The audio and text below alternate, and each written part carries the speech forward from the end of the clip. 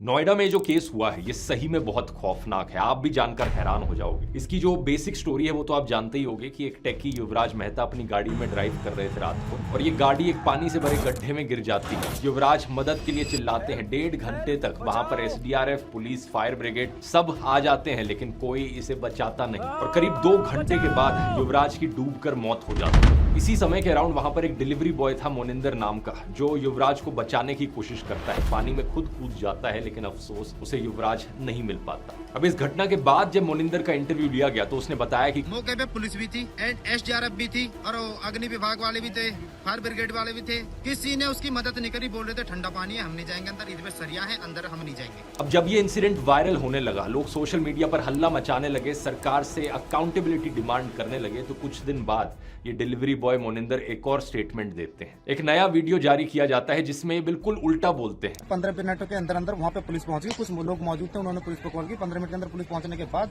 कुछ देर बाद ही SDRF, NDRF, fire brigade सब ही समय पर पहुंच चुके थे। उन्होंने पूरी मशक्कत के बाद लगभग कुछ समय बाद ही उसे बहुत जल्दी रेस्क्यू कर लिया था लड़के को। अब आप सोचोगे आखिर सच क्या है। मोनिंदर से जब एक और बार फिर पूछा गया तो उसने फाइनली हिम्मत जुटाकर हिंदुस्तान टाइम्स को सारा सच बता दिया। उसने बताया कि कैसे पुलिस ने उसे थाने बुलाया है, एक स्क्रिप्ट दी और जबरदस्ती पुलिस के फेवर में वीडियो रिकॉर्ड उससे करवाया गया। पुलिस ने उसे 4.5 घंटे तक पार्क में बिठाकर रखा था और धमकाते हुए कहा था 5-10 दिन के लिए गायब हो जा, केस तो 2-3 दिन में मीडिया से हट ही जाएगा लेकिन तू तो यहीं रहता है। सोचकर देखो दोस्तों, सरकार एक तो कितनी निकम्मी है कि बेसिक फैसिलिटीज तक सिटीजंस को नहीं प्रोवाइड कर पा रही है, और दूसरा जब सच सामने आता है तो गुंडों की तरह बिहेव करते हैं सच को दबाने के लिए। मैं आपको बता दूं, जिस सड़क पर युवराज ड्राइव कर रहे थे उस सड़क का डिजाइन देखो, ऐसे 90 डिग्री के एंगल पर कहीं किसी डेवलप्ड कंट्री में आपको कोई सड़क नहीं दिखेगी। पहले तो इतने घटिया तरीके से एक सड़क बनाई गई, दूसरा कोई बैरियर तक नहीं लगाया गया, और तीसरा जब मदद की जरूरत थी ना तो वहां की एडमिनिस्ट्रेशन, पुलिस या फायर ब्रिगेड के पास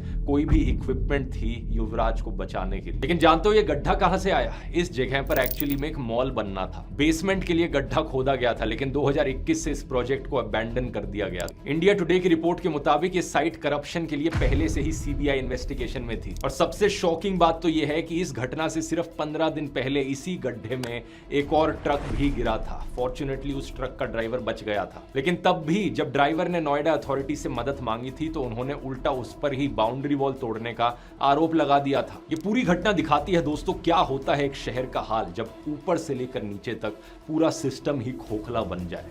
नोएडा में बीजेपी की ट्रिपल इंजन सरकार है, ऊपर से लेकर नीचे तक सब कुछ बीजेपी के कंट्रोल में है। यहां तक कि नोएडा की डीएम पता है कौन है? ज्ञानेश कुमार की बेटी।